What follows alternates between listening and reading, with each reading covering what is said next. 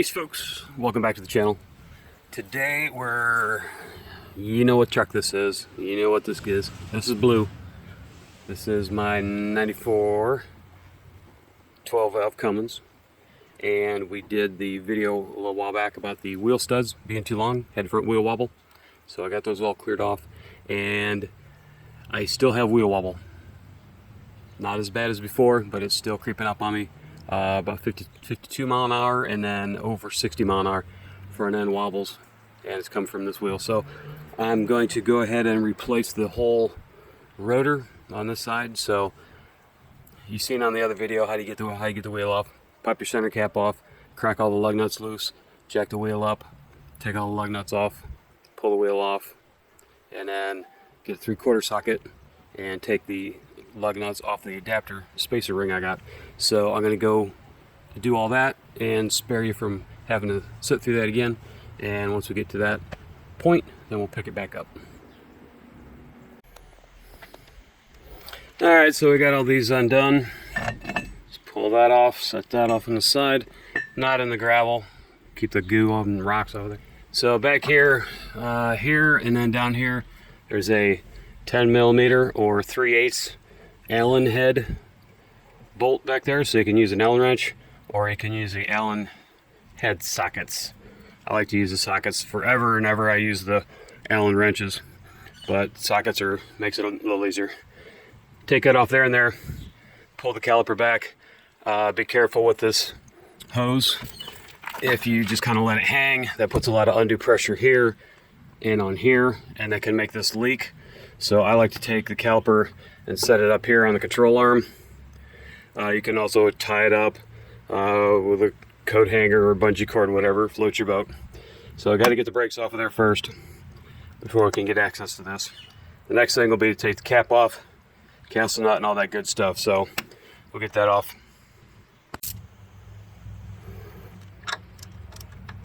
So testing it out, 10mm was too big. 3/8 works much better. So that's your tool tip for today. Get that in there. Pop it loose.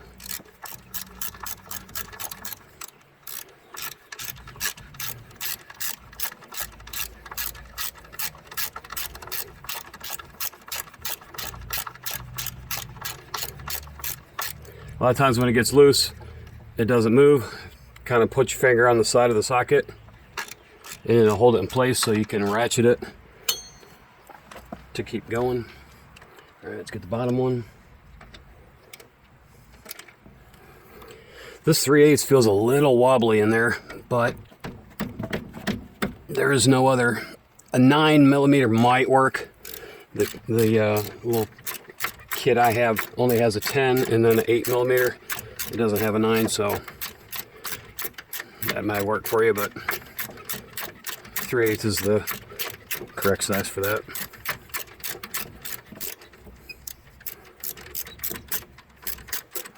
You can see our new shocks still doing very well. They're a little dirty from all the muddy water, gravel areas we have to go through. All right, so these are out. Let me adjust this real quick.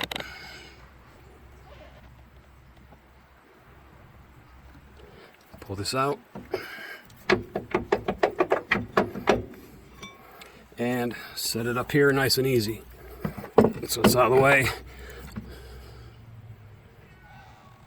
Bunch of matter selfs. And then wiggle it a little bit. Make sure it's pretty stable. It's not going to fall. All right, so now we'll go down to the center hub. All right, so get a flathead screwdriver, stick it in there, rotate a little bit, turn it some more, rotate a little more, turn it again. Here's your center cap. Now I packed the grease in there. So here's your cotter pin. You want to take that, get your pliers, squeeze it together so it'll fit through the hole. And then also, where's the top of it? Top of it's right here. So it's lined in this way. So let's take this part And we're going to bend it so it's straight up and down with the hole. Get your plier on there, and there's your cotter pin. And that will take off your dust cap. And then, well, this one, that one was a little more than finger tight. So I don't know if that may have been part of the issue, but it doesn't really have any. It kind of makes a tiny knocking noise. But, well, here's the thing. When I did tighten it, this is oriented on, you know, like 16 different points. Sorry, 16 different points.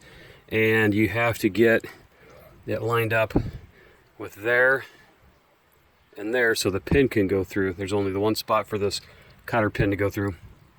So if I tighten this a little too much, this wouldn't line up. So I think, yeah, that is what happened. So you see that there. I can get that in there. If I tighten that up a little more, which I'll show by loosening it up, but going in the other direction. When you put the castle nut on there, the slot doesn't line up and you can't get your pin in there. So that was the issue. This is as tight as I could get it, where the castle nut lined up perfectly with this hole. So that's where I'm at. So take this castle nut out, and then your bearing is right behind that. I'm going to set a piece of plastic down here so if things fall, they don't fall into this dust and dirt and gravel. So let's get that. And then on these, the two-wheel drives, these are a lot easier to work on. Stuff just comes out without having to press anything, pressing any bearings or whatnot. Sorry. Pardon my intrusion. Let's get this down there. So we got the nut, and then we got a bit of a lock. Well, not a lock, but a spacer type washer. And then there's your bearing. And then this guy should just come right off. And there you go. And that is your spindle. So, flip this around, take a look at the back. There's a bearing in the front of the rotor and in the back of the rotor. We're going to make sure the bearing in the back of the rotor is in good shape. So let's take a look at it. Alright, so after all that work, grinding down all these studs in the previous video, this rotor's being put out to pasture. So front bearing goes in there. There's the back bearing. What you can do is take an extension, get like a foot-long socket extension. That's like a 3-inch, and put it in through here. And in the back, it comes out. You see where that's at. Tap on it lightly a few times, and then come over here, tap on it lightly. Come over here, tap on it a few times, tap on it all around there like that, and then little by little this will come out. So we got to reuse that back bearing as long as it's good. So here's the new one. Here's the race for that, for the front bearing. So that's what they look like new.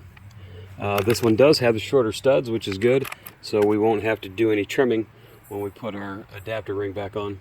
So we'll get that put on, get the bearing shoved in, and away we go. Alright, so I'm going to take this 1/2-inch extension, but very carefully because it doesn't take much to damage these bearings. As you tap it, you can kind of feel it. You can hear it sound a little different. Nothing. There. You can feel it moving. There. See how that sounds a little different than the ting-ting? Like that.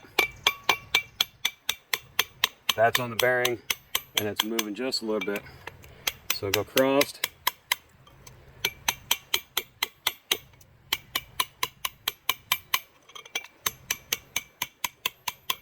And there it goes. Now, if you do happen to damage one of these, it's a Sunday today when I'm working on this. Make sure you work on this before the auto parts store closes. You know, so don't wait till like 7, 8 o'clock to start this. All right, so that's the back dust cap, and that goes over like that. And ready to clean it, re-grease it, and then put it back in. So brake parts cleaner, toothbrush, shop rags, move both parts in and out of each other. If you have a parts washer, that's even better. Clean it up real good, put new grease in it, and then we'll put it in the new rotor. Alright, so we got the bearing cleaned up. Now a lot of times it's hard to get grease down in there because you kind of put some on your finger and just kind of smush it and turn it. What you need is one of these. It's kind of like a hypodermic needle, but it gets down into all the nooks and crannies way down in there and then pushes the grease down in there. So this is a couple bucks. You can get them at most any hardware store, auto parts store, all that good stuff. So these are a lifesaver, getting the grease down in there and then pre-greasing your bearings before you put them in. It makes them last longer. So once you get that greased, this is the new rotor. Guy goes in right like that. And we cleaned off the dust cap. That goes in there. Then you want to take a hammer or a piece of wood or soft mallet and gently tap north, south, east, west and seat that in until it's flush. And then it's ready to put in. Alright, so I got that all packed in. Squirted in between all the little roller bearings. Put greaser on the outside. Packed the dust cap. Tapped it in lightly. Then you want to take your spindle and go around, feel for any sharp edges or any pieces of metal. Careful you don't get your fingers cut.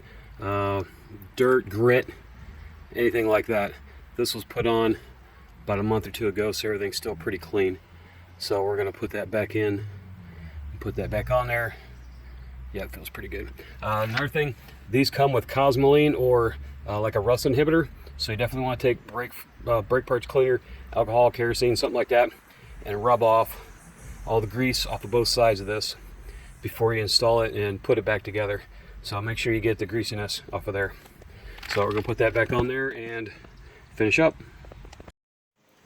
Alright, so the backside bearing is packed and ready to go. Shove your rotor on, put your front bearing, and then your big flat washer, and then your locking nut, and then we put this castle nut on there.